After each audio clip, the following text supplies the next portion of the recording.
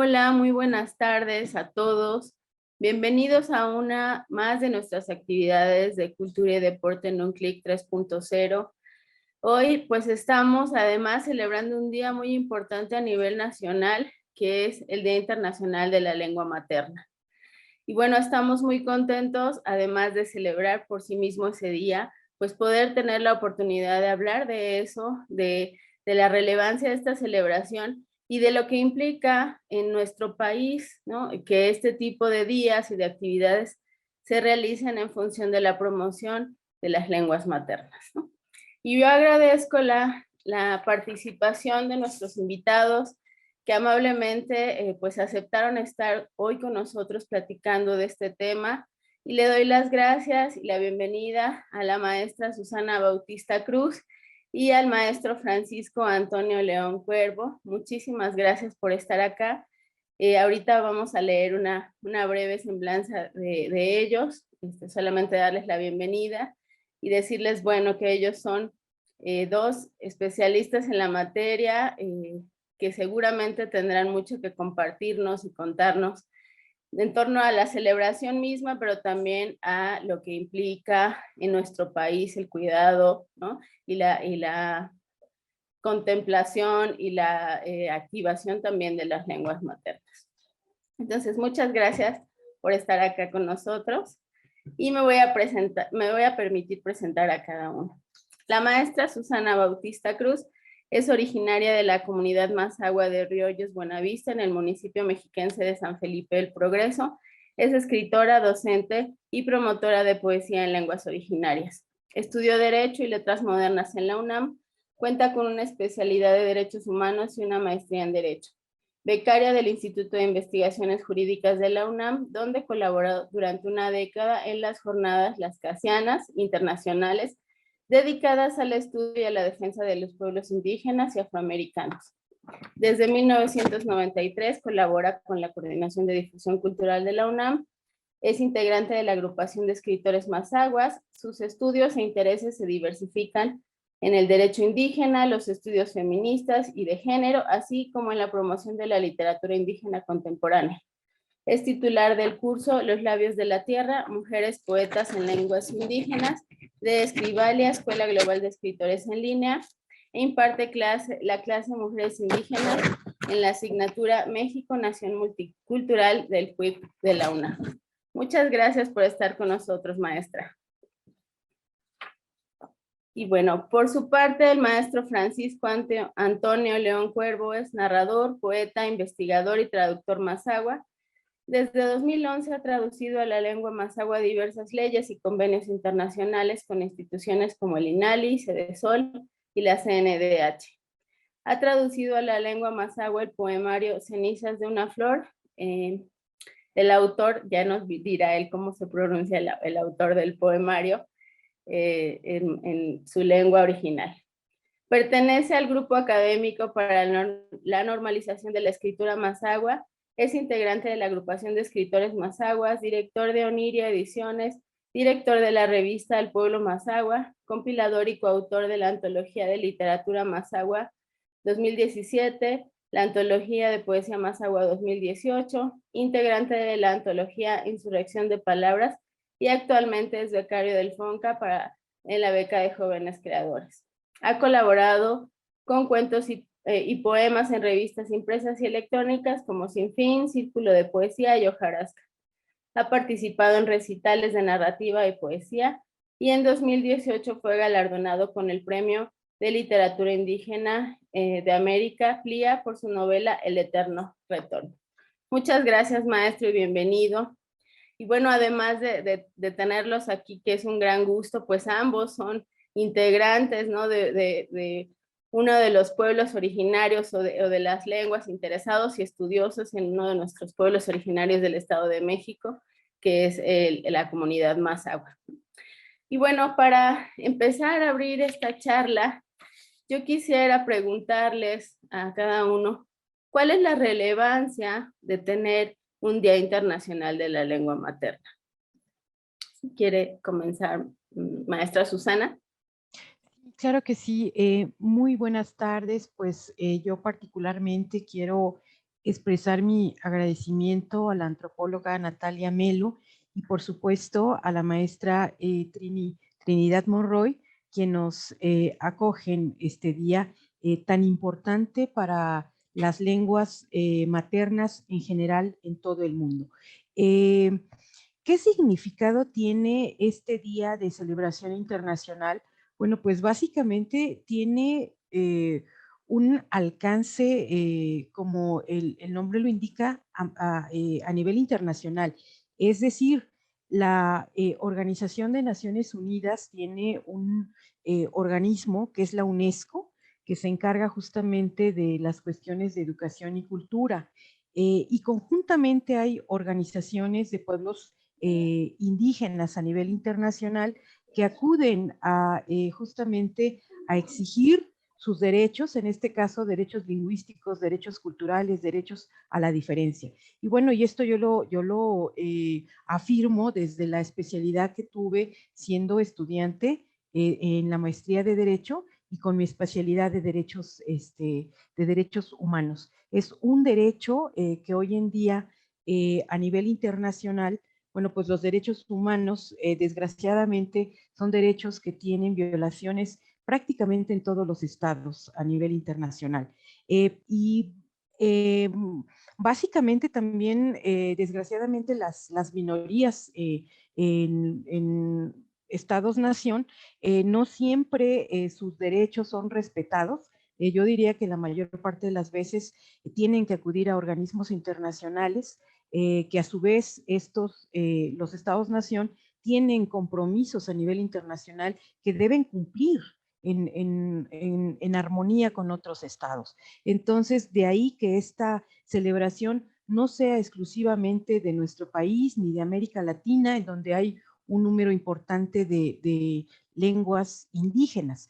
Hay que recordar que es el Día Internacional de la Lengua Materna. ¿Esto qué quiere decir? Que no son solamente las lenguas indígenas, sino igual pueden ser el chino mandarín, en fin, todas aquellas lenguas que son minoritarias en relación con las lenguas hegemónicas. Entonces, bueno, también sabemos que a nivel internacional, pues hay una dominación en este momento del inglés, pero en otras naciones viene a ser la lengua imperante en esa nación. Y en ese sentido es la significancia, la relevancia que tiene que el día de hoy se visibilicen, pero no necesariamente, vamos, es solamente un día, es a partir de este día también hay que entender que empieza el decenio en este año, ese sí, dedicado a un decenio internacional de las lenguas indígenas. Entonces, bueno, de aquí la relevancia. Y bueno, la relevancia de discutir, de retomar, de voltear a ver el tema a 20 años de que se instauró el día como tal, el Día Internacional de la Lengua Materna, desde el 2002 fue declarado, ¿no? Se celebró por primera vez, y bien lo dice usted, maestra, ¿no? La lengua materna es el idioma con la que cualquier persona nace, y no es menor, ¿no? El pensar en la lengua materna, aunque nosotros en la vida cotidiana lo sentimos como algo tan dado que no nos damos cuenta, pero la lengua materna nos construye, ¿no? Nos construye desde el origen, nos da una estructura específica de pensamiento, de raciocinio, y creo que esa es uno de los puntos centrales por los cuales hay que cuidar a las lenguas y hay que voltear a ver qué estamos haciendo con estas lenguas maternas, ¿no? Y bueno, le cedo la palabra al maestro Francisco. Creo que tiene algunos problemas, esperemos que lo podamos escuchar bien, unos problemas técnicos, pero a ver si él nos escucha y nosotros lo escuchamos, para que nos cuente cómo visibiliza él, cómo concibe esta celebración y cuál sería su relevancia.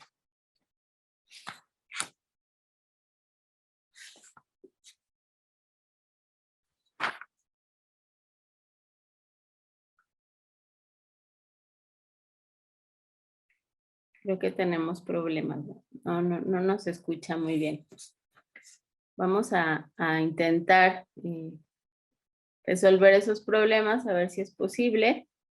Ahorita le escribimos por acá, por el chat. Y bueno, sí, intentando resolver esto, sigamos un poco con la conversación, maestra Susi. Sí. Y esto que hablaba, ¿no? Sobre cómo en realidad tener una lengua materna es también tener una cosmovisión, ¿no? Tener un estar en el mundo de una forma determinada. ¿Nos puede ampliar un poco Sí, este tema? me alegra mucho que usted, maestra, también haya pues ya dado el paso siguiente. Bueno, yo quería referirme de alguna manera a la importancia de la lucha a nivel internacional porque minorías étnicas justamente tienen que dirimir estas demandas a nivel internacional en organismos internacionales como la ONU, con una representación inclusive de sus propios países, pero también sobre todo a nivel de un movimiento, en el caso particular de América Latina, a un movimiento continental de pueblos indígenas que están defendiendo no solamente la lengua, sino su territorio, sus territorios, todo lo que en ellos existe a nivel de agua, recursos, bueno, en fin.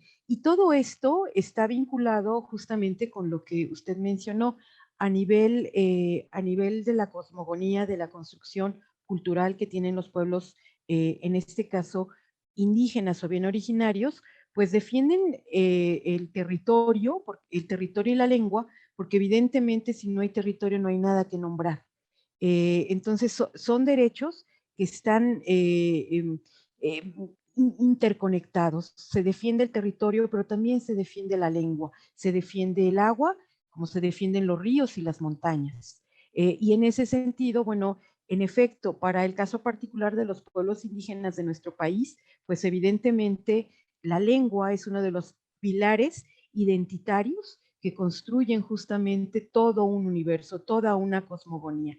Es la forma de nombrar su mundo. Y también aquí me parece muy importante hace un ratito en la introducción se comentaba que, bueno, tanto el maestro Francisco Antonio como yo pertenecemos justamente a un pueblo originario, el pueblo Ñantro, el pueblo Mazahua, pero en el Estado de México no es el único. Están también otras cinco lenguas importantes que son igual a cinco maneras de entender el universo, que son ese pueblo náhuatl, los otomís, los matlacincas y los tlahuicas. Y bueno, y pues nosotros, los mazahuas que nos encontramos en la zona noroeste del Estado de México, y también importante mencionarlo, en la colindancia también con el Estado de Michoacán, hay un municipio, el municipio de Zitácuaro, donde también se habla la lengua mazahua. Entonces, bueno, es muy importante visibilizar en este día justamente todas estas lenguas que hacen de inmediato un referente al territorio y que este territorio no siempre va a corresponder a la delimitación eh, pues que nosotros conocemos como los diferentes estados que tenemos. Evidentemente no es así y esa es también otra de las importancias para señalar este día. Es lo que puedo comentar. Muchas gracias, maestra. A ver, creo que ya resolvimos un poco los problemas técnicos con el maestro Francisco. ¿Nos escucha, maestro? Sí, así es. Muy bien. Muchas gracias. Pues hablábamos precisamente de la importancia de la lengua materna en la construcción de un montón de cosas sociales, ¿no? Como estructurante, como una columna vertebral que no nada más nos ayuda a comunicarnos, sino que nos da una visión de mundo, como bien decía la maestra Bautista. Y en ese sentido, pues también hay quien ha dicho que, bueno, más bien es un consenso el decir que todas las lenguas del mundo son patrimonio de la humanidad, ¿no? Y que cuando se pierde una lengua, la humanidad entera pierde. ¿Cómo concibe usted la importancia de esta celebración y qué acciones ya podríamos empezar a identificar no nada más para celebrarlo, sino para hacer algo también por las lenguas que se pierden cada día. Claro que sí. Kimin reyes que aquí, somos con quejen un bashan, un ñayo. Bueno, pues en este Día Internacional de la Lengua Materna, es relevante, ¿por qué? Porque nos recuerda que seguimos siendo un país multicultural y asimismo plurilingüe. Parece ser que es el único día en el que nos acordamos que somos indígenas, la mayoría de aquellos que vivimos en las zonas rurales, y quienes no, pues también tienen sus raíces ancestrales, ¿no? Entonces, justamente vivimos en una época ya desde hace varias décadas en el que todo el mundo parece que quiere dejar de ser indígena. Queremos ser únicamente mestizos y olvidarnos de todo nuestro pasado positivo y negativo. Sin embargo, en estos días, pues bueno, ahora en los marcos de estas celebraciones, no solamente del Día Internacional de la Lengua Materna, sino también del Día del Indio Panamericano o del Festival del Quinto Sol, que es cuando nos recuerdan esto, y por eso hablo de marcos, en ese sentido, pues bueno, hasta cierto punto caemos como en el cirquerismo de volver a vestirnos de manera tradicional y como que es el único día en el que volteamos a ver a aquellos indígenas que no están en los museos, sino que están presentes. Pero el Día Internacional de la Lengua Materna no precisamente nos recuerda a las lenguas indígenas, sino a la lengua materna. Y en el caso, yo creo que de la mayoría de los mexicanos, pues nuestra lengua materna es el español, como es el caso de la maestra Susana, y como suele ser mi caso también. Sin embargo, debido a que las lenguas gradualmente se han ido perdiendo, pues bueno, es un buen día, porque además recientemente veía yo hoy en redes sociales, ¿por qué no tenemos un día de las lenguas indígenas para dejar aparte el día de la lengua materna?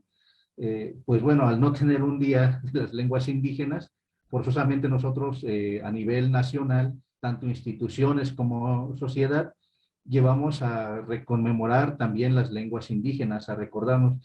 Bueno, esto se vuelve relevante, ¿por qué? Porque se han estado implementando acciones que vienen desde las instituciones, como es la propia educación, que se creó, por ejemplo, el Departamento de Lenguas Indígenas, en cada uno de los estados, pues existe un departamento similar que atiende precisamente la educación en lenguas indígenas. Cada uno de estos estados, pues bueno, tiene a sus propios pueblos en diferentes niveles de aprendizaje o de conocimiento de las lenguas. El caso particular del Estado de México, bueno, pues las lenguas como el otomí, el náhuatl y el mazahua, pues no son primera lengua en las escuelas, menos aún lo son la lengua tlahuica y matlaltzinca. Sin embargo, se abordan conocimientos y aprendizajes esperados en torno a ellas y en la propia lengua. Bueno, entonces sigue siendo relevante el seguir festejando este día.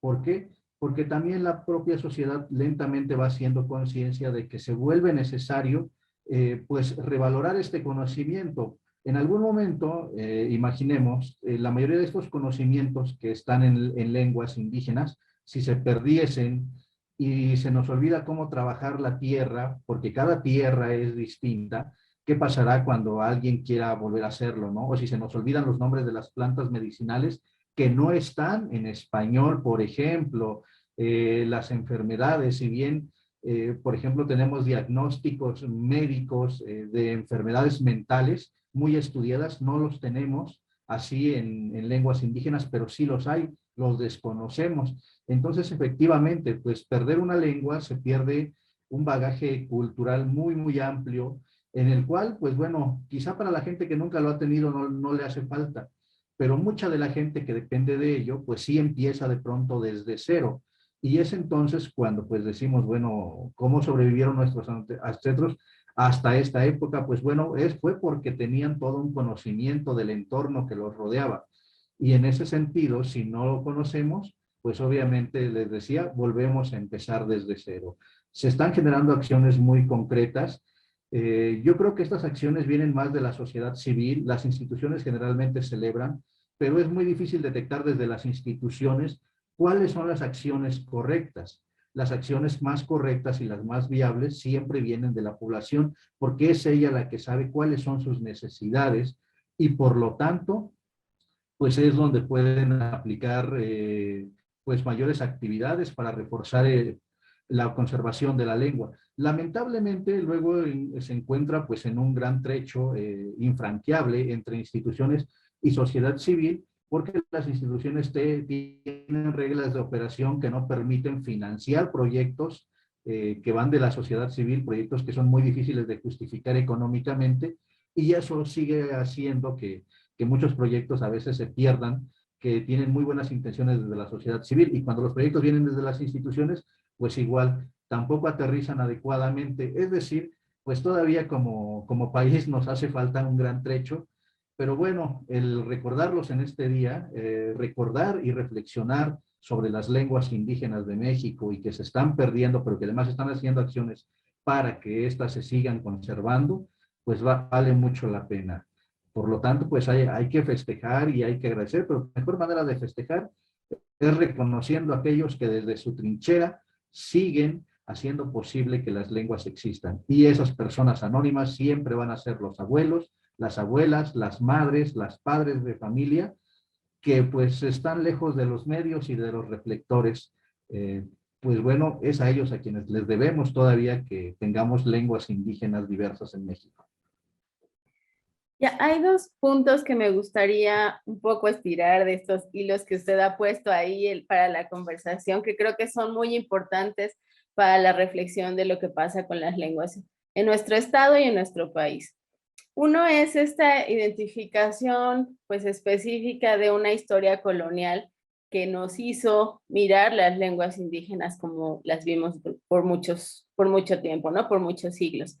Y que llevó precisamente a este querer dejar de ser indígenas y a renegar de nuestras lenguas y de nuestras costumbres y de la indumentaria y etcétera. Y yo pues todavía sigo escuchando, ¿no?, a mis alumnos de la facultad diciendo, bueno, yo soy de tal comunidad, pero allá ya nadie quiere hablar, ¿no? O los jóvenes no queremos aprender la lengua porque nos da vergüenza, porque no lo consideramos útil, etcétera. Quisiera un poco proponerle a la maestra Susana que nos ampliara su visión en torno a estas consecuencias de nuestra historia colonial. Creo que por mucho tiempo fue así, ¿no? Hubo esta tendencia a desindigenizarnos, ¿no? Y ahora me parece que de unas 2, 3 décadas para acá las cosas van cambiando, aunque sea poco a poco, ¿no? ¿Cómo podemos mirar estos cambios? Esa sería una primera propuesta de tema para ampliarlo. Y el segundo que me parece súper importante es este de las acciones correctas, ¿no? Yo creo que cada vez entramos a una época donde lo cultural tendrá que ser comunitario o no será, ¿no? Y en ese sentido, lo que dice el maestro en torno a las acciones más efectivas son las que vienen de la sociedad civil y de la comunidad, porque las instituciones pues tienen una visión que no necesariamente lleva a los resultados que en algún momento se imaginan. Y nada, traigo aquí un ejemplo. En un congreso internacional sobre lenguas indígenas en Oaxaca, el problema recurrente que yo escuchaba en todas las mesas era que sí había muchas ediciones de libros, ¿no? Mucho material que se estaba publicando, pero la mayor parte de la gente que tiene la lengua es analfabeta, ¿no? Entonces no estábamos resolviendo en realidad ningún problema con la promoción o la difusión de material impreso, porque no había ahí una conexión, una necesidad detectada. ¿Cuáles serían, ¿no? O qué acciones podríamos visualizar hoy como ejemplos que pudieran ser más bien, pues sí, que nos llevan a resultados más favorables en torno a esto y en esta colaboración entre instituciones y comunidades, maestra Susana? Sí, bueno, me parece muy acertada la manera en cómo usted ha introducido pues la complejidad que representa ver materializados los diferentes esfuerzos, tanto de estudiosos, académicos o instancias que en un momento determinado están creadas justamente con esa finalidad. En efecto, hay una gran complejidad que viene arrastrándose de mucho tiempo atrás. Sin embargo, yo sinceramente sí tengo una visión bastante optimista. Yo también considero que son más años. Pienso, hace poco tuve una participación, yo me dedico más a la promoción de literatura en lenguas originarias. Y la pregunta inmediata sería, ¿y cuántas lenguas hablas, no? Eh, no hablo propiamente alguna en particular, tengo conocimientos, he tomado varios cursos básicos de varias lenguas y hoy en día el análisis que se hace de la literatura en lenguas indígenas en este país, pues es en español. A menos de que, bueno, sí sé que hay algunos especialistas que inclusive no son mexicanos, son extranjeros. Pero bueno, volviendo a la pregunta y a la respuesta, pienso yo que ya son alrededor de 40 años que hay una lucha sostenida en cuanto a personas, finalmente son las personas, los individuos, los que hacen las instituciones. También, y yo insisto, no se pueden ver estas fechas conmemorativas sin mencionar que detrás de estas fechas está un movimiento indígena continental. Es decir, no es solamente el movimiento zapatista, sino hay que recordar que en América Latina también hay otros pueblos que han tenido una presencia a nivel internacional importante. Y ejemplos en otros estados como en Chile, como en Bolivia, ¿no? Como en Guatemala, que tienen también población importante y cuentan con sus propias academias de lenguas indígenas, ¿no? Entonces, cada país ha ido resolviendo conforme su propia historia, conforme su propia población, pero sobre todo también, bueno, aquí sí hay que mencionar la cantidad de personas que somos indígenas o que nos autorreconocemos como tal, en ocasiones no necesariamente justo con el uso de la lengua, pero los censos hablan, los últimos censos o los censos más recientes hablan de 15 millones de personas indígenas, 7 millones son hablantes bilingües, eso es también muy importante. Y también la respuesta, o parte de la respuesta a esta situación tan compleja, porque no hay una sola fórmula para todos, es recordar que la población en este país está distribuida no de una manera homogénea, que se concentra, los pueblos indígenas se concentran en el centro y en el sureste mexicano, y que la población del norte del país es la que está sumamente afectada, violentada en cuestiones de pobreza. De ahí justamente el alto riesgo de que esas lenguas desaparezcan. Y en la parte del centro, pues vamos a tener lenguas que inclusive gozan de un prestigio lingüístico, tienen una mayor producción literaria, académica, como es el caso de la lengua náhuatl. Hay inclusive estudios de náhuatl clásico, ¿no? El maya peninsular, el zapoteco, el mixteco. Y tenemos también lenguas que, a pesar de que tengan un alto número de población, son lenguas minoritarias. ¿Y son lenguas minoritarias en qué? En su uso. Aquí es muy importante, creo que nadie ha hablado de eso, o es algo que casi no escucho. O sea, el uso de las lenguas, a pesar de que esté reconocido jurídicamente como una lengua nacional, no como una lengua oficial, sino como una lengua nacional, al igual que el español, pues solamente se habla en la comunidad y son los abuelos, ¿no? Las personas mayores quienes tienen ese conocimiento.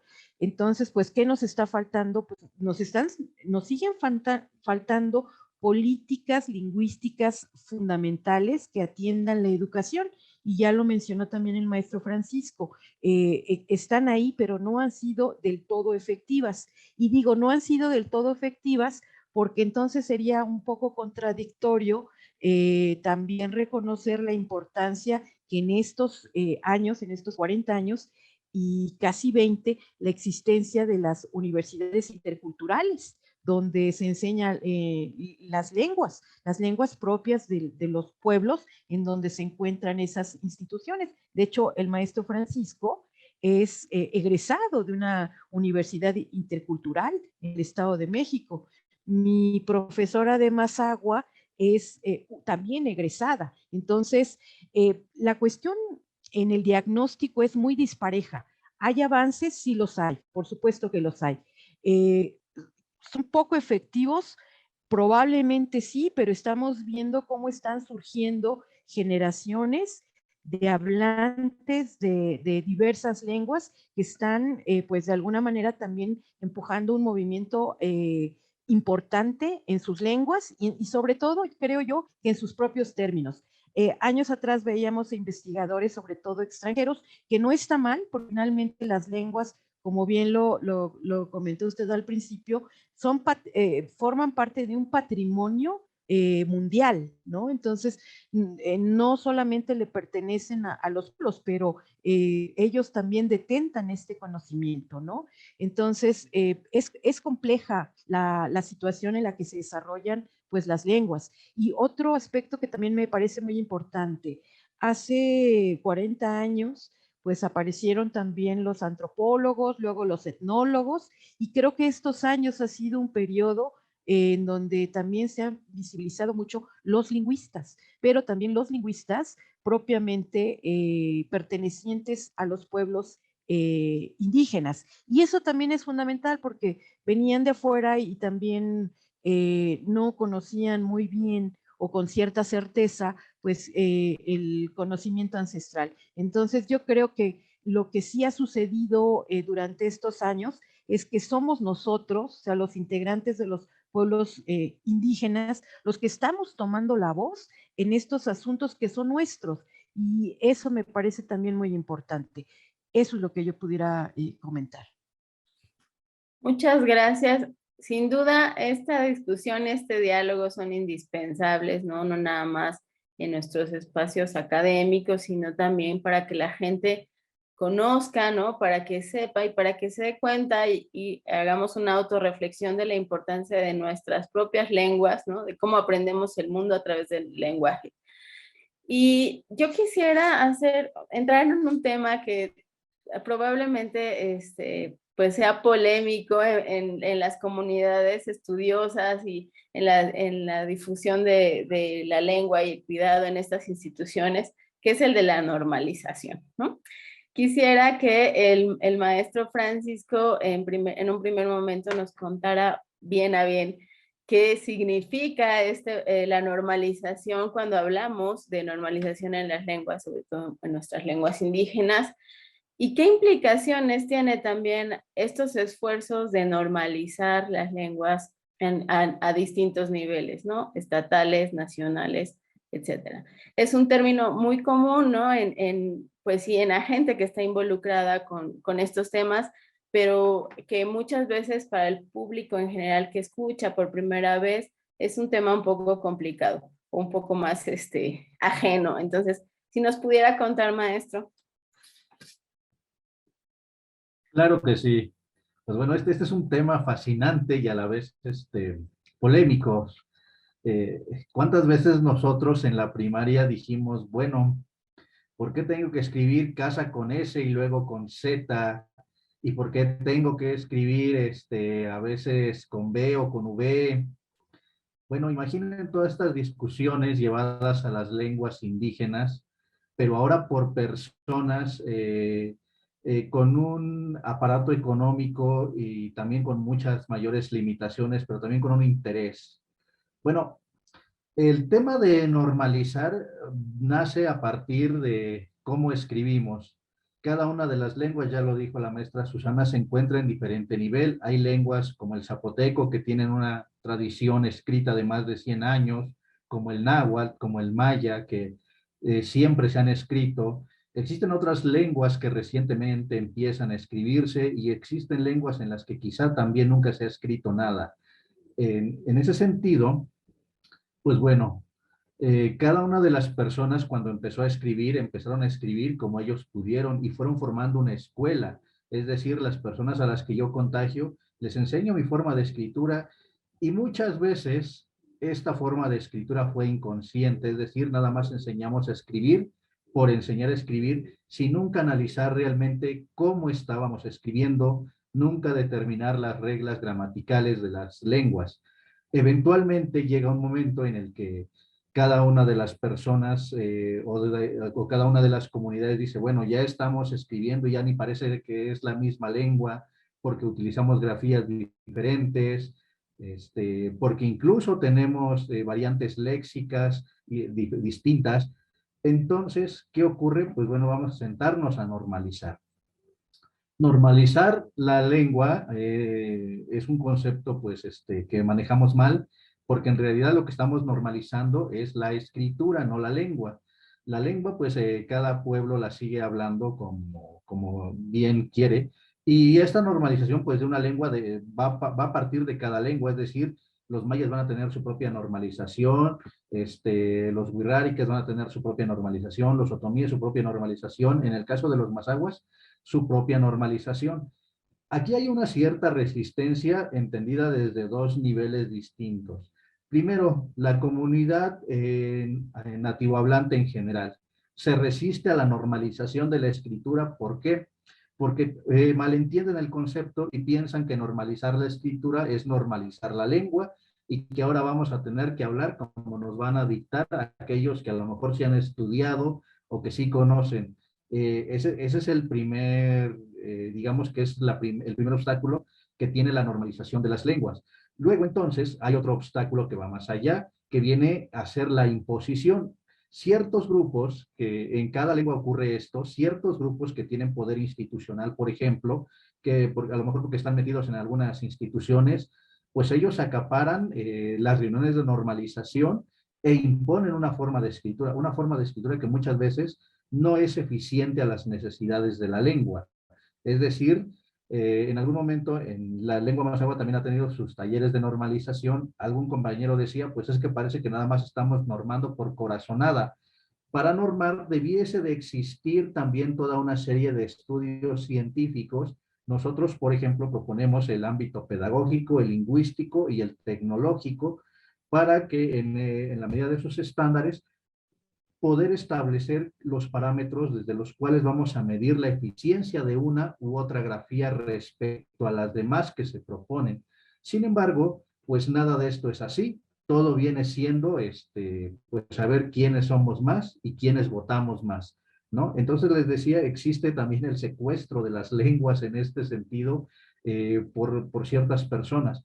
Por eso es que se vuelve un tema muy polémico, porque tenemos por un lado, pues la gente de las propias comunidades que se resiste a tener una norma de escritura, porque piensan que eso les va a cambiar su forma de hablar, y existen también, pues, las personas que acaparan la lengua o que se sienten dueños de la lengua. Ahora, lógicamente, que han logrado avances, finalmente todas estas discusiones son necesarias. En algún momento, pues hemos hablado de la desventaja de las lenguas indígenas frente al español, pues también las propias lenguas indígenas son clasistas unas con otras, pero también adentro de un mismo pueblo, en el caso del pueblo mazahua, voy a hablar particularmente de lo que conozco, pues también existe el clasismo o el elitismo, es decir, quienes promueven todo esto, pues son aquellos mazahuas que de alguna u otra manera tienen pues digamos, el sartén por el mango, y es decir, están posicionados en algunas instituciones y que pueden decidir cuándo hacer las reuniones, cuándo no, y cuándo o qué grafías pueden imponer, qué otras no, que pueden mandar a llamar a personas porque tienen muchas personas bajo su gremio, y entonces esto se vuelve un tema de desigualdad. Y todo esto pues hace que, les decía nuevamente, vuelva a ser polémico. Sin embargo, todos estos talleres han funcionado, hasta cierto punto ha habido avances graduales, si bien no en la forma de establecer una norma, en el caso de la lengua mazahua, sí en el sentido en que nos lleva a la reflexión de cómo podemos escribir mejor y cómo podemos responder de mejor manera a cada una de las necesidades de la lengua. Luego entonces, por ejemplo, el INALI hasta este momento, si no estoy equivocado, ha logrado la normalización de 8 lenguas indígenas en México. Ese es un gran avance, pero también representa un retroceso. ¿Por qué? Porque existe una gran inversión económica para normalizar una lengua. No solamente se normaliza, sino se crea toda una especie de un vocabulario gramatical o de reglas gramaticales con el cual se empieza a distribuir. ¿Qué pasa? Pues que resulta que estos vocabularios muchas veces llegan a las instituciones, a las escuelas, a la gente de la comunidad y dicen, no, pues a mí nunca me consultaron, por lo tanto tampoco lo voy a avalar. ¿Por qué? Porque esto definitivamente no responde a mis propias necesidades y el caso muy particular que conozco es el de la lengua otomí, en la cual pues se les hizo fácil nuevamente solamente convocar a un grupo de personas que tenían, digamos, estatus institucional. Se establecieron la norma, se crearon 3 diccionarios, pues enciclopedias, no diccionarios, y en menos de 2 años, pues ya otra vez todo el mundo andaba escribiendo como quería, o más bien como podía, pero ni siquiera es como quería o como podía, sino más bien como necesitaba la propia lengua que respondiera. Por eso sí se vuelve un tema muy polémico la normalización, y va a seguir siendo un tema polémico durante años, porque imagínense, la lengua española tiene 500 años desde que se normó y todavía se sigue discutiendo qué se va a escribir con acento, qué sin acento, y cada 10 años me parece que la Academia de la Lengua Española, que tiene que renovar pues sus reglas ortográficas y gramaticales o algunas de ellas, pues de repente ya nos encontramos con una regla nueva. Es un proceso natural en todas las lenguas, nos va a llevar muchos años construir algo adecuado. No sé si lo logremos porque las lenguas indígenas siguen desapareciendo todos los días. No quiero decir que todas desaparezcan de un solo momento, pero sí se van olvidando palabra tras palabra. En ese sentido, pues tal vez no lo logremos, pero claro que son avances importantes. Luego entonces estos registros escritos que quedan, siempre y cuando sean públicos, pues dan pie a que estén en juicio de todos para que vean realmente su funcionalidad. Creo que aquí hay algo muy importante que tenemos que tener en cuenta siempre, y es que estamos intentando trasladar a la escritura una lengua que no nació necesariamente, ¿no?, desde la escritura, sino desde la oralidad, o que las prácticas en torno a la escritura fueron diferentes a como nosotros concebimos que fueron o que nos llegaron también las del español. Entonces, son lenguas que tienen una tradición afincada en la oralidad y que la literalidad o la escritura llega después y llega ahora a nosotros como con una necesidad específica que viene de otro lado y no de la propia lengua. No sé cómo vea usted esto, maestra, Susana, en torno a la normalización, en torno a la propia escritura, y después pasaríamos con unas preguntas. Sí, bueno, pues yo concuerdo con los razonamientos y lo que acaba de expresar el maestro Francisco Antonio. Y también considero que bueno, no, es muy difícil mirar, reflexionar o teorizar acerca justo de esta ruptura tan violenta con la llegada del pueblo invasor a estos territorios. Pero también considero que ya existían elementos fundamentales que tenían que ver con un avance en cuanto a una escritura no alfabética como la que tenemos, pero sí a través de ideogramas, de códices. Inclusive también hoy en día se comenta mucho la parte que tiene que ver con los tejidos, con los huipiles, con esta manera también diferente de concebir un mensaje, ¿no? Una cuestión visual. Pero bueno, finalmente estamos en la contemporaneidad y también esta oralidad pues también es propia de toda lengua. E inclusive justo la migración hace que pueblos se acerquen al norte del continente y estén hablando otras lenguas, el inglés, el francés, o que pueblos, por ejemplo, como los portugueses en Brasil, también hablen el inglés. Entonces, más bien yo creo que a veces creo que nos ponemos más limitantes en lugar de avanzar. Y yo sí considero que pues en el caso, por ejemplo, pues tenemos una sola vida, que hay que ir avanzando en lugar de estar discutiendo cuestiones que pues tendrán su propia lógica, pero que tienen sobre todo que ver con lo que ya dijo el maestro. Me parece que los retrocesos tienen que ver en el ejercicio de quién detenta el poder para decidir qué se hace o qué no se hace o qué se deja de hacer. Desgraciadamente también la estructura que nosotros tenemos pues en nuestros estados-nación se sigue concibiendo, porque creo que esto no lo hemos mencionado, y este creo que es para mí el principal tropiezo que tiene no solamente la lengua, sino todo lo que significa la otredad, pues es la discriminación, la ignorancia. Entonces, a partir de una discriminación, de un racismo, pues también, aunque tengamos leyes de avanzada, como las que podemos tener, y esto yo lo puedo también comentar, cuando me titulé, bueno, un poco antes, más bien en el ejercicio de un examen profesional, el magistrado, yo recuerdo que en aquella época estaba empezando el INALI, se estaba mencionando ya la Ley General de Derechos Lingüísticos de los Pueblos Indígenas, y pues el magistrado pues no tenía conocimiento, y pues prácticamente lo que yo proponía o lo que yo decía basada en mi investigación pues no fue aceptada por el magistrado. Entonces ha costado muchísimo hacer conciencia de que justamente las personas que detentan un ejercicio de poder sobre otros, como son los médicos, como son los abogados, pues impera un conocimiento que está basado justamente en una cuestión del español y en una cuestión científica sin tener conciencia, por ejemplo, pues de la medicina tradicional, no solamente la de los pueblos originarios. Hablemos de China, por ejemplo, de las grandes culturas que tienen y que han tenido aportes extraordinarios en un conocimiento a nivel, pues, de la humanidad. Entonces yo creo que también es necesario comentar que la mayor parte de los retrocesos que hemos tenido se deben a personas ignorantes, y esa ignorancia es igual a racismo y discriminación.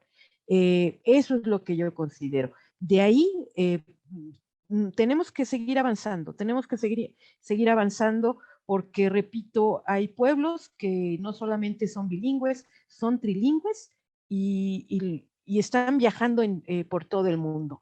Entonces, yo creo que eso es lo que pienso. Pues muchas gracias. Sin duda es un tema que da para muchísimo tiempo, ¿no? Tiene muchas aristas y, como ya lo decía la maestra Susana, tiene una complejidad pues muy importante. Pero bueno, quisiera leerles algunos comentarios y preguntas de las personas que están siguiendo la transmisión.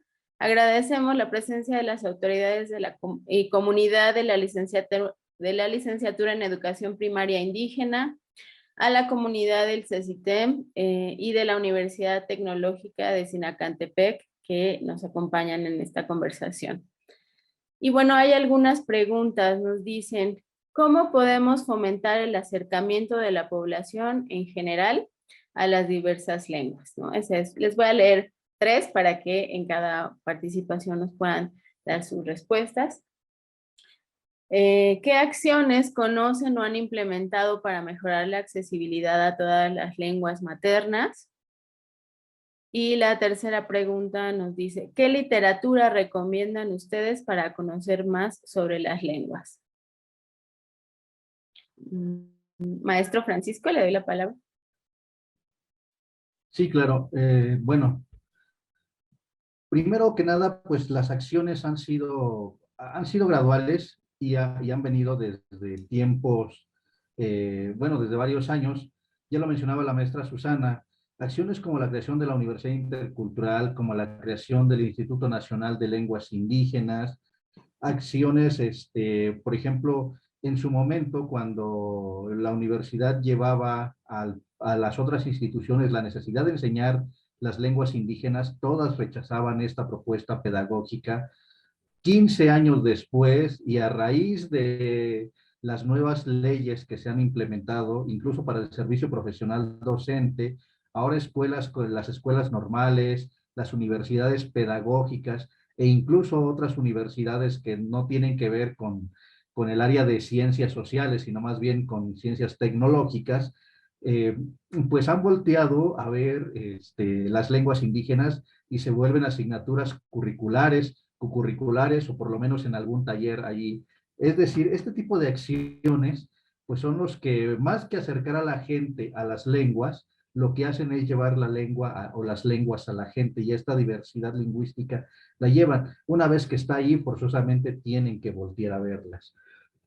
Luego entonces, pues nosotros, por ejemplo, la maestra Susana y su servidor, tenemos también un colectivo que se llama Escritores Más Aguas, desde el cual pues generamos diversos concursos, generamos la revista, por ejemplo, y hacemos otros materiales que subimos a la red y desde los cuales las mismas población se puede ir apoyando. Es decir, se empieza desde casa, aunque empezar desde casa es lo más complicado, ¿no?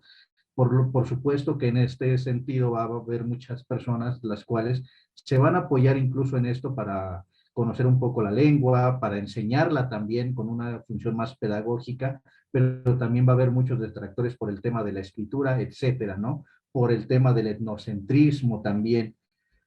Pero bueno, ese es este tipo de cuestiones. Ahora, pues para ser breve también, pues yo creo que la literatura en lengua indígena o en lengua mexicana que tuviesen a la mano, pues es como la que pudieran empezar. Lamentablemente, las literaturas en lenguas indígenas no existen, digamos, de manera presente en las librerías, donde podemos llegar y encontrarlas junto con otros autores. Es muy difícil que los libros estén pues en un lugar donde podamos comprarlos. Entonces, pues lo primero es que si encontramos algún día uno y tenemos la intención de acercarnos, pues empecemos por comprar ese y quizá de ahí empezar a seguir a los escritores también en sus redes sociales. Ellos mismos pueden hacerles llegar sus libros a través del correo. Es decir, pues bueno, eso sería.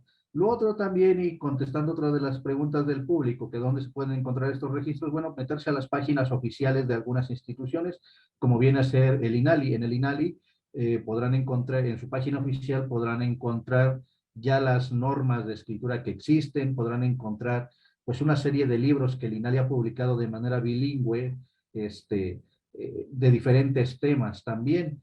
Existen otras páginas, por ejemplo, existe una editorial que se llama Pluralia, desde la cual podrán solicitar diversos materiales. Otra página como Gusanos de la Memoria, que también se encarga de recopilar y de difundir diferentes materiales en lenguas indígenas. La misma página de nuestra agrupación de Escritores Más Aguas, en la cual también podrán encontrar allí sí estrictamente material en Mazahua, y eso pues bueno, ahí está. Y me imagino que también muchos colectivos regionales, por ejemplo, habrá colectivos mayas, zapotecos y de las lenguas con más, pues con más movimientos que tendrán sus propias páginas en la red. Hay que saber buscarlas también, hay que insistir, no es algo que se sepa a la primera ni que esté allí pues apareciéndonos como publicidad, sino más bien es algo que está oculto porque lamentablemente, pues para que fuese publicidad tendríamos que estarle invirtiendo, ¿no? Comprando o pagando para que se publicitara. En realidad, pues todos estos colectivos funcionan con sus propios recursos y hay que buscarlos prácticamente. Pero es eso. Muchas gracias. Muchas gracias, maestro Francisco. Maestra Susana, ¿qué nos puede decir sobre estas preguntas? Sí, bueno, yo solamente quiero agregar que, bueno, seguramente los jóvenes que hoy nos están escuchando, pues tienen también la música y entonces, bueno, aquí el rap está cumpliendo ahora una función en cuanto a escuchar a algunos raperos, hombres y mujeres, que en diferentes lenguas están también promocionándose, ¿no? Entonces creo que, bueno, a mí particularmente me gusta un grupo que es el Juchirrap. No son precisamente los más aguas, pero no necesariamente nos tienen que gustar todos, ¿verdad? Pero bueno, yo recomiendo mucho pues que también se acerquen a estas expresiones musicales y bueno, también comentar, quizá el maestro no lo hizo por humildad, pero bueno, yo quisiera recomendar la obra literaria que el maestro tiene. Él, hay que recordar, él obtuvo en el 2018 uno de los premios más importantes, que es el premio PLIA, por una novela que se llama El Eterno Retorno, que además se puede descargar gratuitamente, ya sea en la web de Gusanos de la Memoria o bien en la página del INALI, porque bueno, el INALI funge como una de las instituciones organizadoras de este premio. Y también comentar que recientemente el maestro acaba de publicar un poemario extraordinario que se llama Buba desde el origen. Lo publicó con la Universidad de Guadalajara y bueno, está a la venta a través justamente del portal de esta universidad. Y ya por último, también quiero agradecer pues a la Secretaría de Cultura y de Turismo del Estado de México, porque mi primer curso que yo tomé en lengua mazahua fue justamente a partir de una convocatoria de cursos, diferentes cursos de lenguas, entre ellos estaba la lengua mazahua, y yo recibí mi primer curso el año pasado a través de su página y de su convocatoria de manera gratuita. Así que yo sí creo en las instituciones, bueno, lo digo porque he recibido evidentemente el beneficio, los beneficios de estar atenta a las publicaciones. No, yo considero que hay gente que de verdad hace su trabajo y en ese sentido no todas las instituciones tienen, bueno, equilibran, por así decirlo, ¿no? Ni todo es malo, ni todo es bueno, y pues uno tiene que aprovechar justamente lo bueno y celebrar y felicitar a las personas que pueden ofrecernos pues realmente un trabajo así, al alcance justamente de quienes lo necesitamos. Pues sin duda, creo que podríamos estar acá muchísimo más tiempo platicando sobre esto. Ya nos hacían también esta pregunta, ¿dónde encontrar algunos registros de esto? Bueno, ya nos dieron ustedes recomendaciones de por dónde una brújula, ¿no? De recursos pues cosas a las cuales acercarnos para conocer más sobre el tema. Y ya en los minutos que nos quedan, yo quisiera pedirles una reflexión en torno a cómo desde lo individual podemos revalorar nuestra lengua materna, porque es algo que no, a lo que casi no reparamos, ¿no? En pensar, en reflexionar.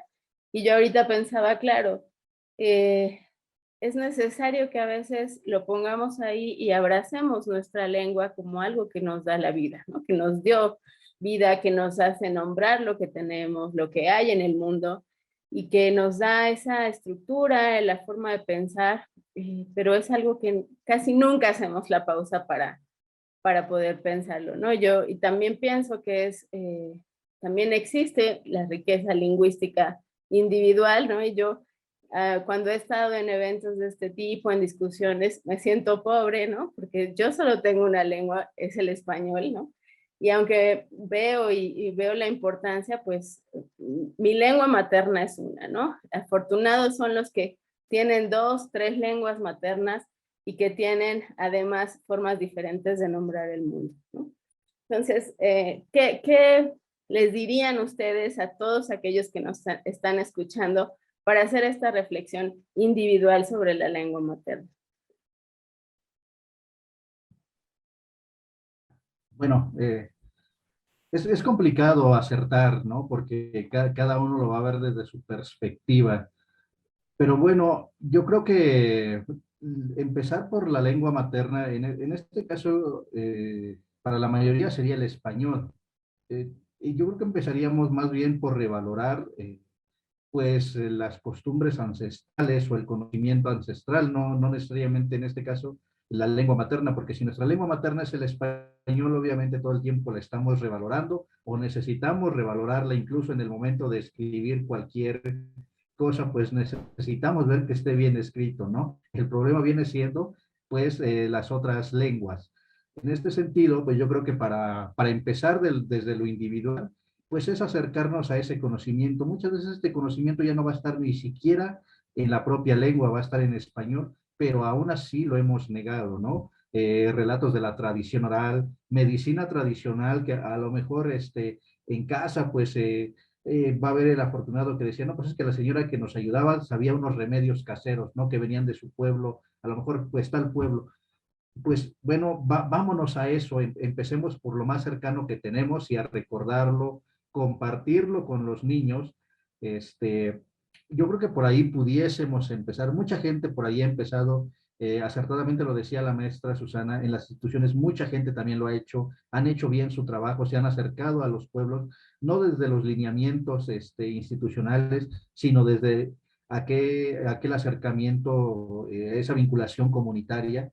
eh, sí se ha hecho, yo creo que se sigue haciendo, pero todavía aquel que todavía se resista, pues poco a poco también vamos a ir cambiando mentalidades. No es algo que vamos a cambiar de la noche a la mañana. Desde que la creación de la SEP, ya hace casi sí, un siglo, pues se trató de imponer una sola lengua, entonces por muchas décadas fue así. Ahora va a ser algo que va a costar trabajo, va a llevar su tiempo, pero eventualmente algo podremos recuperar de todo ese conocimiento que se ha ido perdiendo. Muchas gracias, maestro. Muchas gracias por estas palabras. Maestra Susana. Sí, bueno, también concuerdo que es difícil, ¿verdad? En un primer momento hacer esta reflexión porque, bueno, pues finalmente sí toca parte de un proceso de identidad y depende también en qué momento de nuestra propia vida, en qué momento en nuestros propios años estemos, ¿no?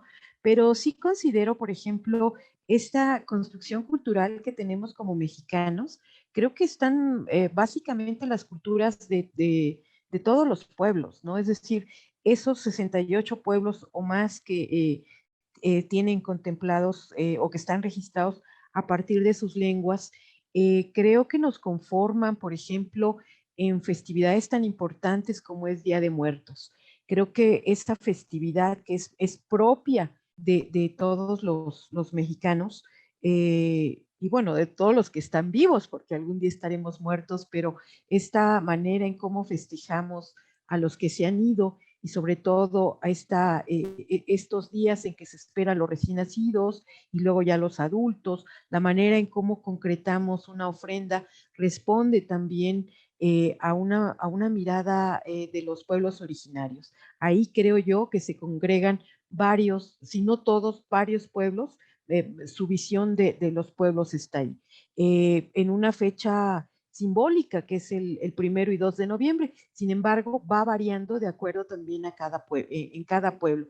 Pero o estos 9 días del levantamiento de la cruz, los rezos, los conjuros, eso, sin lugar a dudas, está muy presente en nosotros y en ocasiones no somos tan conscientes de dónde viene toda esta manera de vivir nuestra identidad como mexicanos. Y finalmente también creo que hay una festividad que es propia, esa sí es propia de todos los pueblos, que es la petición de lluvias. Sin esa petición de lluvias no tendríamos vida nadie. Y en ese sentido creo que es uno de los grandes aportes a nivel ético que guardan los pueblos originarios con respecto a la creación del mundo. Eso es lo que yo considero. Pues invitamos a todos a voltear a ver a lo cercano, como ya bien nos dicen los maestros, ¿no? Yo ayer hablaba con mis alumnos y les decía, a veces dejamos de lado cosas que están ahí, pero que no queremos usar por ciertas cosas. Hablábamos específicamente del molcajete, de la tortilladora, ¿no? De cómo eso que es algo importante para nuestra cultura como mexicanos, ¿no? No es lo mismo una salsa en molcajete que una salsa en licuadora, y que cosas que están cerca de nosotros, que están ahí, y yo les decía que estemos ya en contextos identitarios diferentes no nos impide voltear, ¿no? Voltear y ver lo que todavía es útil, lo que nos hace sentido y lo digno de preservarse. Que estos ejemplos que ustedes nos han dado, pues son precisamente tradiciones, cosas culturales, rasgos culturales que todavía, ¿no?, nos hacen sentido y que son dignos de preservarse. Entonces, junto con la lengua tenemos que volver a ver también a todo eso. Pues muchísimas gracias, ha sido una plática muy enriquecedora, muy disfrutable. Yo les agradezco mucho esta tarde de conversación Y bueno, invitamos a todos quienes nos siguen, pues también a dejar sus comentarios y bueno, ya ellos nos compartieron, nuestros invitados nos compartieron algunos recursos. Pondremos en la descripción del video algunas de las direcciones y los sitios que han mencionado. Y bueno, agradecemos la presencia de todos, de nuestros invitados y de todas aquellas personas que siguieron esta transmisión. Muchísimas gracias. Sigamos festejando nuestras lenguas, revalorémoslas y hagamos lo que nos toque también para aportar a su preservación. Muchísimas gracias a todos y que tengan una linda tarde.